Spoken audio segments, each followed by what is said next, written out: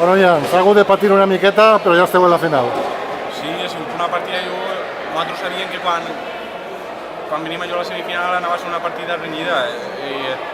Van jugar contra ells la primera partida de Lliga, però encara no estaven al nivell d'ara i ens ha posat una partida molt complicada, perquè ens trenquen un joc al blau, després nosaltres el trenquem a ells també, però jo crec que el joc blau ha estat quan anàvem, iguals aquí, que tenen una pilota per fer pal net, però no ha eixit, han tingut nosaltres la sort i també hem pogut fer el joc i després passar el rest i guanyar la partida.